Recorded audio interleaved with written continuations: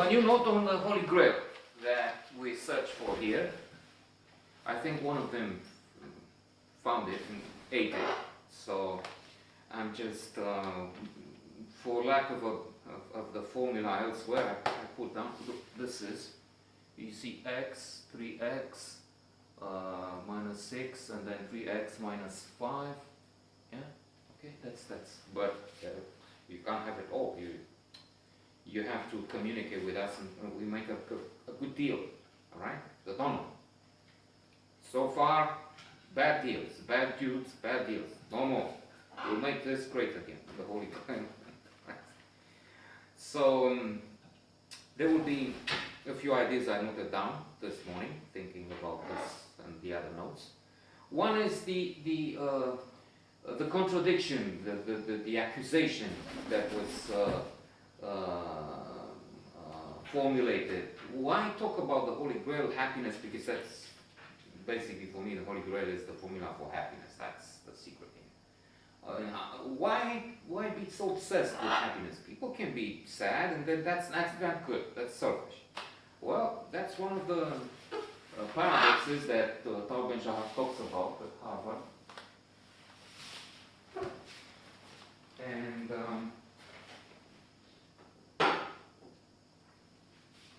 he says that's not true, because if you're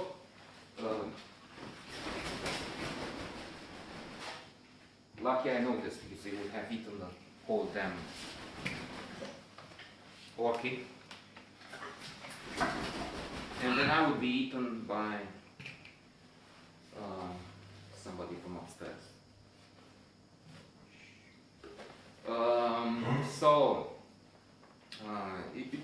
That's one secret. Somebody does something bad to you, you shoot back. Well, water, but still. If you're negative, you put the others on a negative spiral, which is going downwards. You're negative, they respond the same way. That's what happens here. I say, oh look, you bought this again. There are already 25 of this. So you're negative again. Well, yeah, but I keep saying no more. That's enough. Dickens, by the way, another formula for happiness. You have 20 pounds, which was a lot. There was, I don't know, 20,000 available income per year, pounds, 40,000. So like I don't know, $60,000 a year.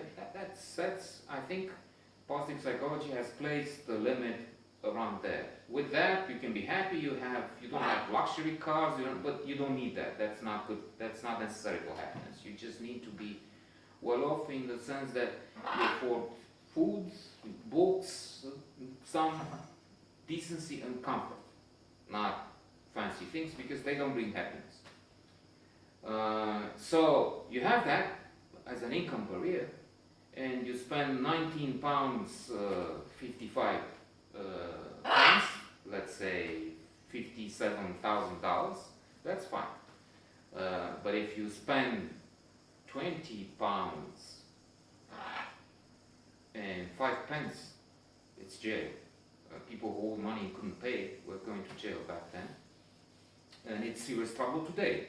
If you spend 51,000, 52 out of an income of 50, the day will come, the crisis, when you lose the house or something. So I keep saying that, yeah, but then that's not good. You don't be negative, because negative brings negative, and then you are negative, and on, and it gets worse. As opposed to being positive, optimistic, smiling, a smile in the one we on the face of the one we communicate with brings a smile in return, and on, and it's a positive spiral. Hence, it's not selfish to be positive. If you are positive, those around you will benefit from that. And the opposite is also true. If you say, I can't be selfish, I'll just be gloomy. Well, turns out the others will be gloomy.